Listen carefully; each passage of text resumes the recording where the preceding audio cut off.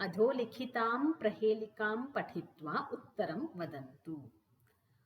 ವೃಕ್ಷಾಗ್ರವಾಸಿ ನ ಚ ಪಕ್ಷಿರಾಜಃ ತ್ರಿನೇತ್ರಧಾರಿ ನ ಚ ಶೂಲಪಾಣಿಃ ತ್ವಗ್ವಸ್ತ್ರಧಾರಿ ನ ಚ ಸಿದ್ಧಯೋಗಿ ಜಲಂ ಚ ಬಿಭ್ರನ್ ನ ಘಟೋ ನ ಮೇಘಃ.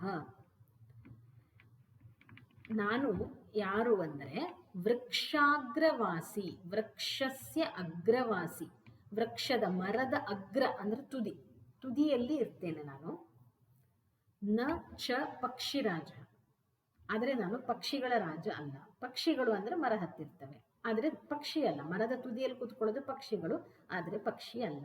ವೃಕ್ಷದ ತುದಿಯಲ್ಲಿ ಇರ್ತದೆ. ವೃಕ್ಷದ ತುದಿಯಲ್ಲಿದ್ರೆ ಸಾಮಾನ್ಯವಾಗಿ ಹಣ್ಣುಗಳು ಅಂತ ತಗೊಬಹುದು, ಪಕ್ಷಿ ಅಲ್ಲ ಅಂದ್ರೆ.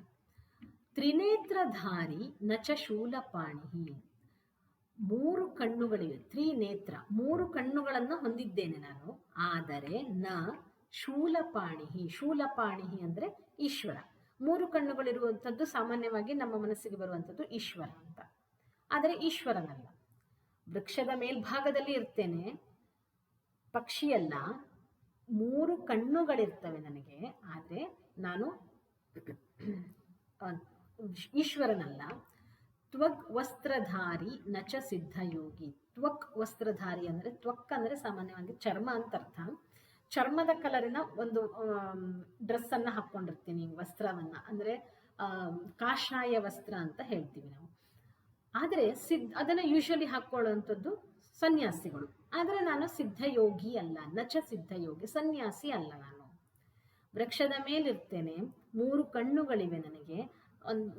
ಸ್ವಲ್ಪ ಕಾಷಾಯ ಬಣ್ಣ, ಒಂಥರ ಆರೆಂಜ್ ಕಲರು ಅಥವಾ ನಮ್ಮ ಚರ್ಮದ ಮೈ ಬಣ್ಣ ಅಂತ ಹೇಳಬಹುದು, ಆ ಕಲರ್ ಇದೆ. ಚರ್ಮದ ಮೈ ಬಣ್ಣ ಅಂದ್ರೆ ಸಾಮಾನ್ಯವಾಗಿ ಇಂಡಿಯನ್ಸ್ ಗೋಧಿ ಬಣ್ಣ ಅಂತ ಹೇಳ್ತೀವಲ್ಲ, ಆ ಕಲರ್ನಲ್ಲಿದೆ, ಆದರೆ ಸಿದ್ಧಯೋಗಿ ಅಲ್ಲ. ಜಲಂ ಚ ಬಿಭ್ರನ್ ಘಟೋ ನ ಮೇಘ.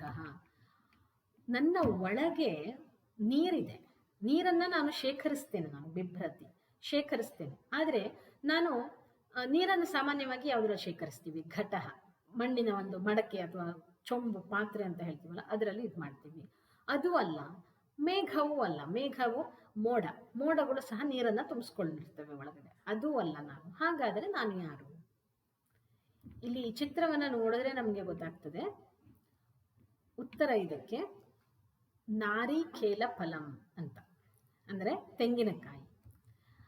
ತೆಂಗಿನಕಾಯಿ ಸಾಮಾನ್ಯವಾಗಿ ಅದರ ಹಣ್ಣು ವೃಕ್ಷದ ತುದಿಯಲ್ಲಿ ಇರ್ತದೆ. ಮಾವಿನ ಹಣ್ಣುಗಳ ತರಹ ಮಧ್ಯ ಮಧ್ಯದಲ್ಲಿ ಇರಲ್ಲ, ತುದಿಯಲ್ಲೇ ಇರ್ತದೆ. ಹಾಗೆ ತ್ರಿನೇತ್ರಧಾರಿ, ಆ ತೆಂಗಿನಕಾಯಿಯಲ್ಲಿ ನಾವು ಅದನ್ನು ಓಪನ್ ಮಾಡಿದಾಗ ಒಳಗಡೆ ಮೂರು ಕಣ್ಣುಗಳು ತರ ಕಾಣಿಸ್ತವೆ ನಮಗೆ, ಶೇಪ್ ಇರ್ತದೆ ಅಲ್ಲಿ. ತ್ವಕ್ ವಸ್ತ್ರಧಾರಿ, ಅದರ ಬಣ್ಣ ಸ್ವಲ್ಪ ನಮ್ಮ ಮೈ ಬಣ್ಣದಂತದೇ ಇರ್ತದೆ, ಬ್ರೌನು ಅಲ್ಲ, ಒಂದು ಕಾಷಾಯ ಕಲರ್ನಲ್ಲಿ ಇರ್ತದೆ.